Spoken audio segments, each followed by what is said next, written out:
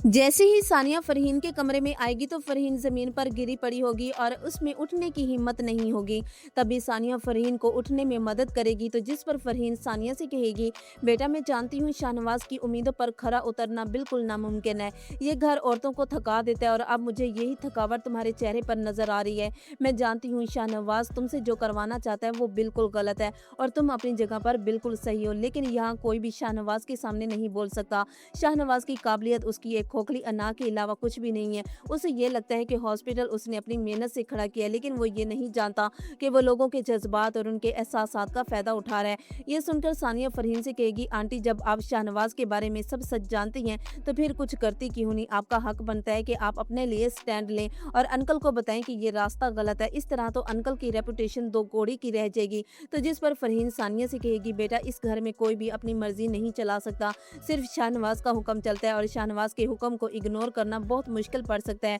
और अब मैंने बहुत बर्दाश्त कर लिया, लेकिन अब मुझे शाहनवाज को बताना पड़ेगा कि वो गलत है, क्योंकि मामला मेरी औलाद तक आन पहुंचा है। तभी वहां पर शाहनवाज आता है। सानिया फरहीन की तबीयत के बारे में शाहनवाज को बताती है, तो शाहनवाज फरहीन को हॉस्पिटल लेकर जाता है, उसका चेकअप करवाता है। सानिया भी हॉस्पिटल में मौजूद होती है, तो जिस पर शाहनवाज सानिया से कहता है, टेंशन लेने की कोई बात नहीं, फरहीन बिल्कुल ठीक हो जाएगी। तुम बस इतना करो कि फरहीन का सारा सामान फिर से मेरे कमरे में शिफ्ट कर दो और अब फरहीन के खाने पीने का बहुत अच्छे से ख्याल रखना होगा।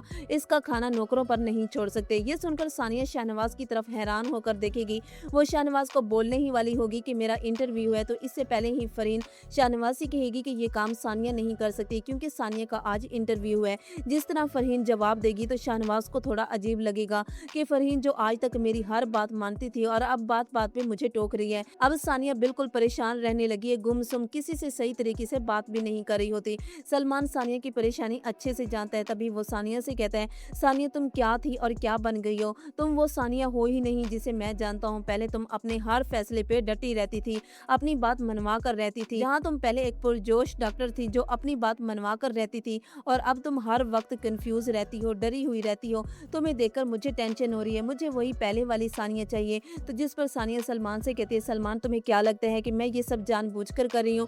बिल्कुल भी नहीं, अंकल ने मुझे बहुत कंफ्यूज कर दिया है, मेरी पूरी जिंदगी कंफ्यूज हो गई है। तो उधर जब शाहनवाज फिजान और अंबर को अपने हॉस्पिटल में बुलाता है, तो वो फाइल फिजान के मुंह पर मारता है और फिजान से कहता है, तुमने क्या सोचा था कि तुम अंबर से शादी करके एक बागी आशिक की तरह खुश रहोगे? कभी नहीं। तुम्हें एक बात माननी पड़ेगी, या तो हॉस्पिटल छोड़ना पड़ेगा या फिर अंबर को। अब तुम्हारी चॉइस है कि तुम किसको चुनोगे। यकीनन फिजान शाहनवाज को इनकार ही करने वाला है, क्योंकि वो अंबर का साथ कभी नहीं छोड़ेगा और अपना हक भी वो ऐसे शाहनवाज को छीनने नहीं देगा।